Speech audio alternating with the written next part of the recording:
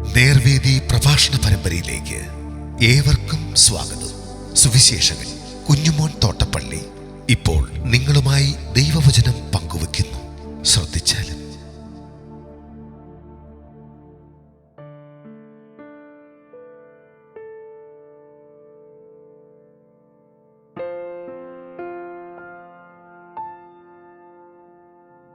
ശിഷ്യന്മാർ യേശുവിനെ തിരിച്ചറിയുന്നു. ദൈവനാമത്തിന് മഹത്വമുണ്ടാകട്ടെ. മർക്കോസിന്റെ സുവിശേഷ 8-ാം അധ്യായത്തിന്റെ 27 മുതൽ 30 വരെ ഞാൻ വായിക്കുന്നത് ശ്രദ്ധിച്ചാലും. അനന്തരം യേശു ശിഷ്യന്മാരുമായി ഫിലിപ്പോസിന്റെ കൈസരിക്കടുത്ത ഊരുകളിലേക്ക് പോയി. വഴിയിൽ വെച്ച് ശിഷ്യന്മാരോട്, ജനങ്ങൾ എന്നെ ആരെന്ന് പറയുന്നു എന്ന് ചോദിച്ചു. യോഹന്നാൻ സ്നാപകനെന്ന് ചിലർ, ഏലിയാവെന്ന് ചിലർ, പ്രവാചകന്മാരിൽ ഒരുവൻ എന്ന് മറ്റു ചിലർ എന്ന് അവർ ഉത്തരം പറഞ്ഞു.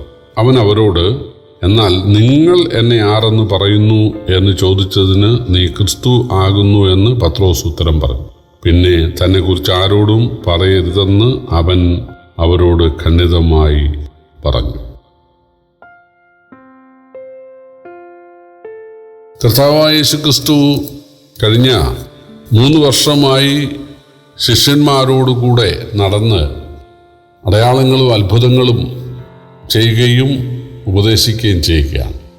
ആദ്യമൊക്കെ ശിഷ്യന്മാർക്ക് യേശുവിനെ ഒരു പ്രവാചകനായി, നല്ല ഒരു ഉപദേഷ്ടാവായി മാത്രമാണ് മനസ്സിലായതെങ്കിൽ ഇപ്പോൾ അവർക്ക് യേശു ആരാണെന്ന് വ്യക്തമായി മനസ്സിലായി കഴിഞ്ഞു.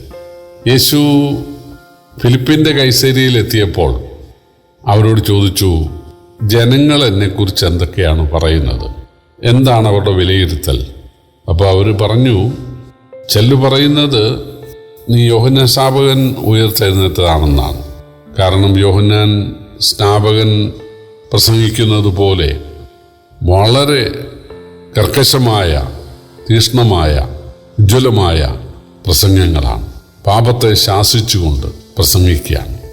അതുകൊണ്ടാണ് യോഹന്നാൻ സ്നാപകനാണ് എന്ന് ചിലർ പറഞ്ഞത്.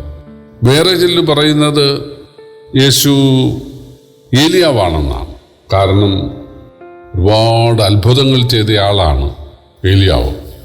ആകാശത്തിലെ അത്ഭുതം, മഴ നിർത്തലാക്കി, അല്ലെങ്കിൽ ആകാശത്ത് നിന്ന് തീയിറക്കാനിടയായി മരിച്ചവരെ ഏലിയാവ് ഉയർപ്പിച്ചു. ലോകത്തിൽ ആദ്യം മരിച്ചയാളെ ഉയർപ്പിച്ചത് ഏലിയാവല്ലേ? അപ്പോൾ ഏലിയാവിനെ പോലെ അത്ഭുതങ്ങൾ ചെയ്യുന്നു. അപ്പോൾ ഏലിയാവ് വീണ്ടും വന്നതാണ്, സ്വർഗ്ഗാരോഹണം ചെയ്ത് ഏലിയാവ് ഭൂമിയിൽ വന്നതാണ് എന്ന് ചിലർ പറയാനിടയായി.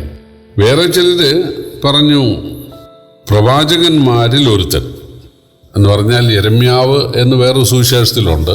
യെരമ്യാവിനെ പോലെ കരഞ്ഞുകൊണ്ട് ശുശ്രൂഷിക്കുന്നു. ഒരുപാട് പ്രവാചകന്മാരുണ്ടല്ലോ. യെശയ്യാവുണ്ട്, എഹെസ്കേലുണ്ട്, ദാനിയേലുണ്ട്, അങ്ങനെ ഒരുപാട് പ്രവാചകന്മാരുണ്ടല്ലോ. അപ്പോൾ അതിലേതോ പ്രവാചകൻ വീണ്ടും വന്നതാണ് എന്ന് ചില ആളുകൾ പറയുകയാണ്. അപ്പോൾ യേശു ശിഷ്യന്മാരോട് ചോദിച്ചു, ആകട്ടെ നിങ്ങൾ എന്നെക്കുറിച്ച് എന്ത് പറയുന്നു? ഞാൻ ആരാണ്? അപ്പോൾ ഏത് കാര്യവും ചാടിക്കേറി പറയുന്ന ഒരു സ്വഭാവം പത്രോസിനുണ്ടല്ലോ. പറയുക മാത്രമല്ല, പ്രവർത്തിക്കുകയും. ഞാൻ വെള്ളത്തിൻ്റെ വിധം നടക്കട്ടെ എന്ന് ചോദിച്ച് വെള്ളത്തിൽ നടക്കാനിറങ്ങിയ ആളൊക്കെ ആണല്ലോ പത്രോസ്.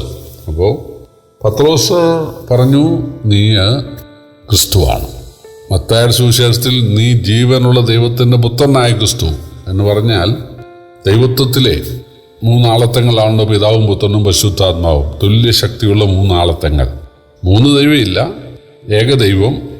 ആ ഏകദൈവത്തിൽ 3 മൂർത്തികൾ എന്ന് പറയാം. 3 ആളത്വങ്ങൾ, 3 വ്യക്തിത്വങ്ങൾ. അതിൽ പുത്രനാണ് നീ. പിതാവും പുത്രനും പരിശുദ്ധാത്മാവുമായ ഏകദൈവത്തിലെ പുത്രനാണ് നീ. പുത്രൻ ആണ്. പുത്രൻ ക്രിസ്തുവായിട്ട്, പുത്രൻ അതായത് മനുഷ്യൻ്റെ രക്ഷിതാവായിട്ട് വന്നതാണ്.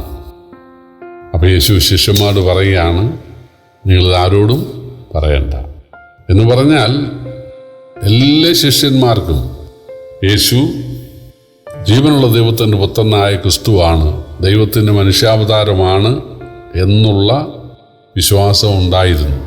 അതുകൊണ്ടാണ് പത്രോസിനോട് മാത്രമല്ലല്ലോ, എല്ലാ ശിഷ്യന്മാരോടും പറയുകയാണ്, നിങ്ങൾ തൽക്കാലം ഇത് ആരോടും പറയണ്ട.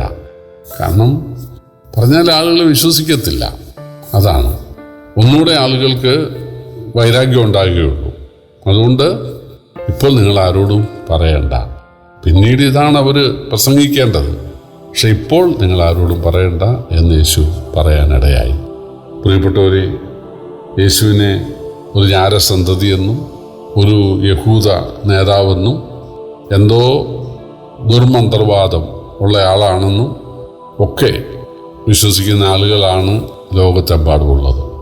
എന്നാൽ വളരെ ചുരുക്കം ആളുകൾ യേശു ദൈവത്തിൻ്റെ മനുഷ്യാവതാരമാണ്, മനുഷ്യവർഗത്തെ രക്ഷിക്കുവാൻ ഈ ഭൂമിയിൽ വന്നയാളാണ്, മനുഷ്യവർഗത്തിൻ്റെ പാപത്തിനു വേണ്ടി കുരിശിൽ യാഗമായ ശേഷം ഉയർത്തെഴുന്നേറ്റ് അദൃശ്യനായി ജീവിക്കുന്ന ദൈവമാണ് എന്ന് മനസ്സിലാക്കുന്നു. പ്രിയപ്പെട്ടവരെ, നമുക്ക് യേശുവിനെ ഇതുപോലെ അപ്പോസ്തലന്മാരെ പോലെ മനസ്സിലാക്കുവാൻ ദൈവം തന്ന മഹാഭാഗ്യത്തെ ഓർത്ത് നമുക്ക് കർത്താവിനെ സ്തുതിക്കാം. കർത്താവിൻ്റെ വലിയ നാമം